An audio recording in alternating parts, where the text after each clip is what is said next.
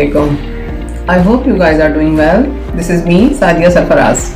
I have with me Saida Shayaz, Rahila Hashmi, Sultana Raza, Lehza Batul, Farid Sheikh and Ana Umar. We are students of BA Batch 9 from Enablers under the mentorship of Sir Saqib Intizar. Since we all know that there has been a great boost of e-commerce, everyone is talking about the business on Amazon. So we will discuss here the main business model of Amazon. As you know that the Amazon is the fastest e-commerce growing company in the world. We are gonna talking about the model on Amazon, basic business model on Amazon. Private label and wholesale. My friend Rahila is going to describe the private label. Thank you. सबसे पहले हम बात कर रहे हैं business model की। अच्छा, business model refers to a company's plan for making a profit. हम जब भी Amazon पे बिजनेस करने के लिए आते हैं तो हमें बिजनेस मॉडल्स की सिलेक्शन सबसे पहले करनी पड़ती है, जिसमें दो बिजनेस मॉडल्स हमारे सामने होते हैं। जो मोस्ट कॉमन है जो है PL और होलसेल।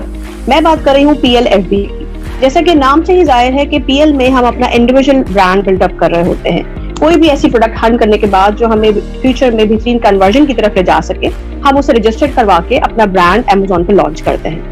अगर मैं पर्सनली इसकी बात करूं तो मुझे जो इसके दो पॉइंट बहुत ज्यादा पसंद है, वो उसमें से एक पॉइंट ये है कि हम अपने ब्रांड ओनर खुद होते हैं, और दूसरा अगर बात की जाए प्रॉफिट मार्जिन रेशियो की, तो ये वो बिजनेस मॉडल है कि हम सबसे ज्यादा प्रॉफिट मार्जिन इसी बिजनेस मॉडल में गेन कर सकते हैं। ये है सिंपल हमारा PL business model on Amazon. Now I will talk about Amazon Wholesale. So basically Amazon Wholesale is low risk model as compared to PL. अच्छा, अब हम इसमें करते क्या है? Amazon Wholesale में हम एक ऐसे ब्रांड के प्रोडक्ट को फाइंड करते हैं जो ऑलरेडी Amazon पर रैंक हुई भी होती है। हम उसकी प्रोडक्ट पे अपना क्राइटेरिया मैच करते हैं, देन स्टार्ट कर देते हैं सेल Amazon पर सेलिंग। इसमें one of the main thing is that we don't need to build our own brand, we just hunt a product and then start selling on Amazon। अच्छा, इसमें एक मजे की बात भी है और चैलेंजिंग बात भी ये है कि हमें सेलिंग स्टार्ट करने के लिए बाय बॉक्स को विन करना होता है। जिसके पास बाय बॉक्स होता है Amazon सेल्स उसी को देता है। तो एज वी ऑल नो कि ई कॉमर्स की बढ़ती हुई हाइप की वजह से सबकी यही ख्वाहिश है कि वो Amazon पे अपना खुद का बिजनेस स्टार्ट करें। बिजनेस सेटअप करने का हरगिज भी ये मतलब नहीं है कि हमारे पास अगर बहुत भारी इन्वेस्टमेंट होगी तो ही हम अपना बिजनेस स्टार्ट कर सकते हैं। जैसे कि बिजनेस मॉडल के बारे में बात की गई कि हमारे पास दो बिजनेस मॉडल हैं जिन्हें हम कंसीडर कर सकते हैं, एक प्राइवेट लेबल और दूसरा होलसेल। प्राइवेट लेबल पर अगर बात की जाए तो मालूम होता है कि फर्दर दो कैटेगरीज में फॉल करती है, जिसमें फर्स्ट हमारे पास आता है कन्वेंशनल और दूसरा हमारे पास है BBL यानी brand building. I will tell you about BBL. BBL mean brand building launch. Brand building launch में हम 2-3 या मल्टीपल प्रोडक्ट को स्पेसिफिक नीश के साथ लॉन्च करते हैं। फॉर एग्जांपल अगर मैं किचन टिश्यू रोल को लॉन्च कर रही हूँ तो मैं इसी तरह की सेम नीश की डिफरेंट प्रोडक्ट को ऐड करती जाऊँगी और इन सारी प्रोडक्ट को, इस सारी नीश को मैं एक ब्रांड की सूरत अख्तियार करते हुए डेवलप करती जाऊँगी। जैसे जैसे मैं अपनी प्रोडक्ट को बढ़ाती जाऊँगी मेरा प्रॉफिट इंक्रीज़ होता जाएगा। अब सवाल ये कि what is the benefit of BBL। BBL का बेनिफिट ये होता है कि इसमें हमारा रिस्क जो होता है वो डिवाइड हो जाता है बनिस्बत PL के। हम जो है बनिस्बत PL के फॉर द सोल रीज़न आप एक सिंगल प्रोडक्ट के ऊपर लॉन्च नहीं कर रहे होते, बल्कि आप डिफरेंट प्रोडक्ट के ऊपर इन्वेस्ट कर रहे होते हैं। तो इससे ये होता है कि आपका रिस्क जो होता है वो कम हो जाता है। नाउ ओवर टू फरी।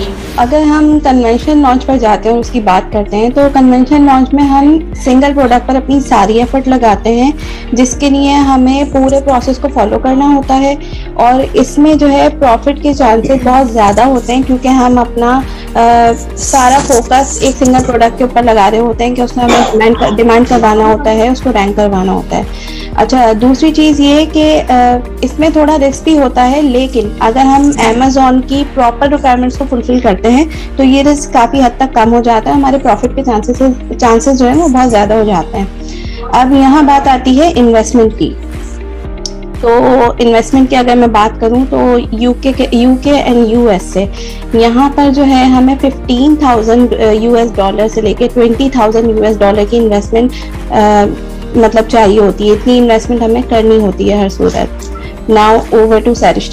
अब हम आते हैं रैपिड लॉन्च पे। रैपिड लॉन्च क्या है? बहुत से लोग कंफ्यूज कर देते हैं रैपिड लॉन्च को कि ये एक कोई बिजनेस मॉडल है या फिर ये पीएल का कोई पार्ट है। ऐसा नहीं है, जबकि रैपिड लॉन्च एक टेस्टिंग प्रोसीजर है जो कि हम चेक करते हैं कि भाई हमने जो प्रोडक्ट सेलेक्ट किया है that is a winning product और नॉट।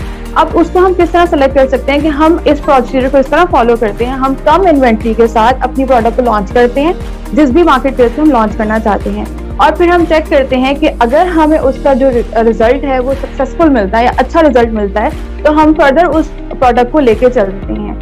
इससे हमें आसानी होती है कि हमारी सारी इन्वेस्टमेंट एट ए टाइम नहीं लगती, हम उसको डिवाइड कर देते हैं। इनिशियली हम कम इन्वेस्टमेंट के साथ जाके अपनी प्रोडक्ट को चेक कर सकते हैं, इसी तरह हम लॉस से बच जाते हैं। तो ये एक काफी अच्छी स्ट्रैटेजी है जो कि नेबर से इंट्रोड्यूस करवाई थी, और ये मैं एक दफा फिर क्लैरिफाई कर दूं कि ये कोई बिजनेस मॉडल नहीं होता, ये एक टेस्टिंग प्रोसीजर होता है।